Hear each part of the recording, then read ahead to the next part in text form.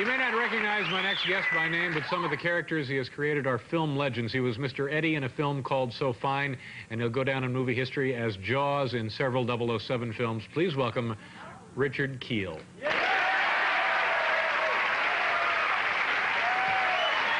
Hi, Richard. How are you? Nice to see you. Come on up, right down here.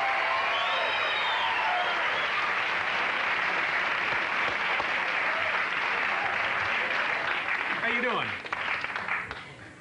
This isn't one of Bill's chairs, is he? No, probably not the $121,000 kind. Is that going to be all right? Are you all right in there? Yeah, I'm fine, yeah. Okay. I understand you've been fooling around with my wife. Oh, gosh, what a rich sense of humor.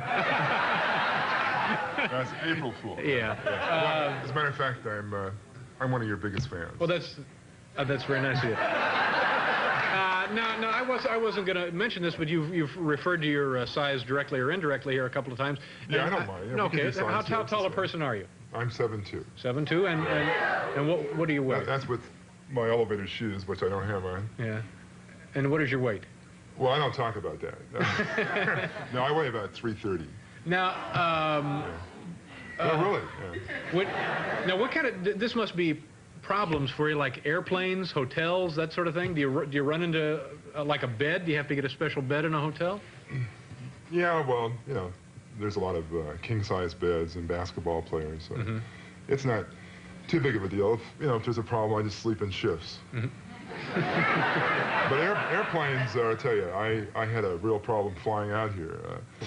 They have this new plane, I won't mention the name, but it was this AA Airlines, and which I didn't understand because everybody was drinking like mad, you know, but it was, but the bathrooms, the walls kind of tilt forward. You know, you're what, 6 feet tall, and it must be a problem for you, Yeah, but for me, I can't even get in. I open the door and there's a wall.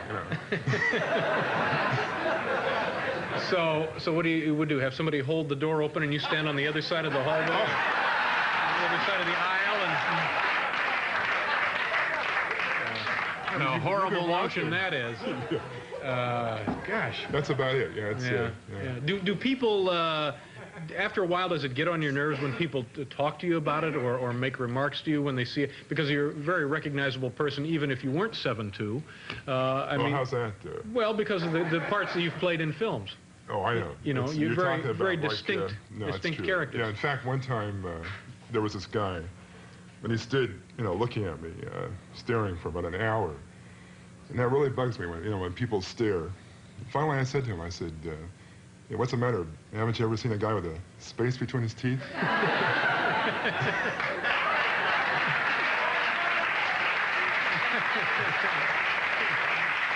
Oh, gosh.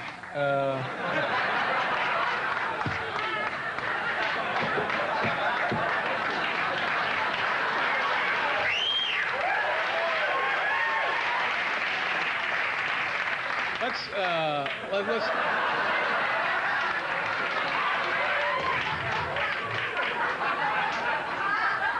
ladies and gentlemen, I'll clear this auditorium.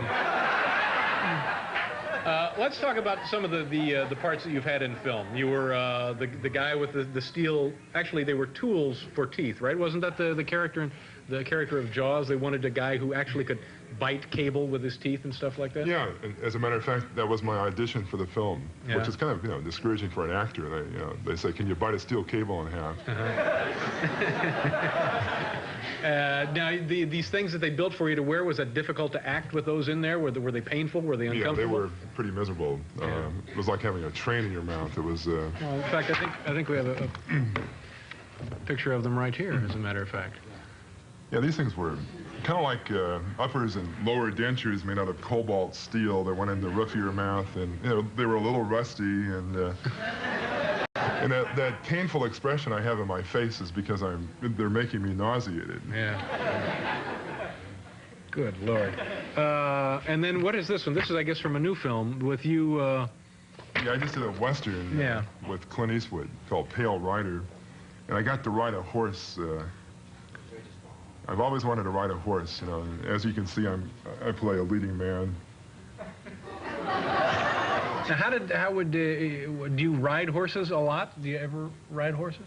No, in fact, I hadn't ridden for years and years. The first time I rode in the film was a film called Rifleman, a TV show. They had this great big horse. Yeah, long now, time does that bother the horse to have someone of your size? In this particular film, they had just a regular horse, and the 330 pounds. I'm not real big in the seat, so it was like all in one spot. And then my legs kind of dangled down in all the wrong places for the horse. And, this is like a horse with 6 legs. And so,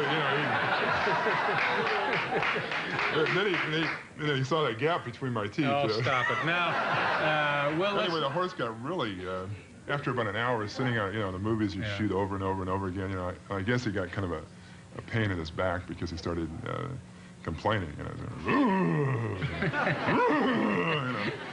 and so in the show, I get off the horse and I have a confrontation with Clint, and I go back to get on the horse, and when I went back to get on the horse started backing away. That's it. I'm done. We got to do a commercial, Richard. We'll be right back.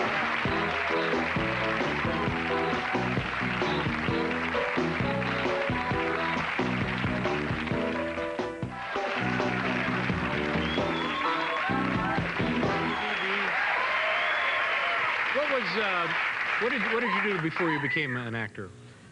Well, I wasn't doing too well. Actually, I was a Elvis impersonator.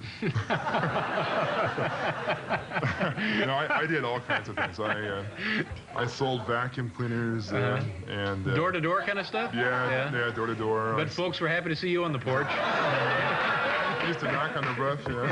Knock on the roof. Yes.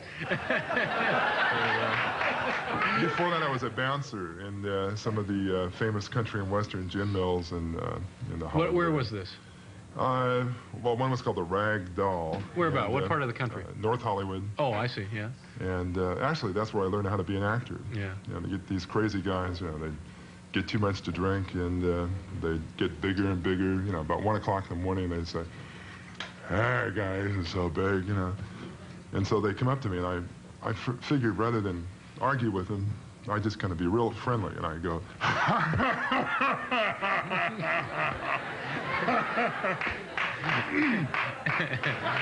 And then sobered them up. Yeah. They got real sober. And, the movie with Clint Eastwood is called Pale Riders? Yeah, it's Pale Rider. And be out in June.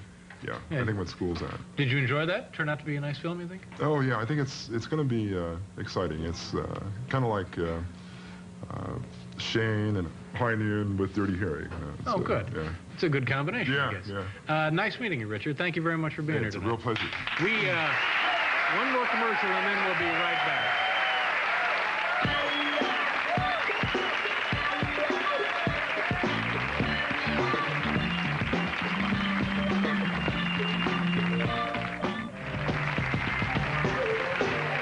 Thanks to Bill Cosby and Richard Kiel. Tomorrow on this program, Kim Alexis, Lev Schneider, the Russian psychic, and from Saturday Night Live, Jim Belushi. Have a nice night, folks. Thanks for being here. Good night.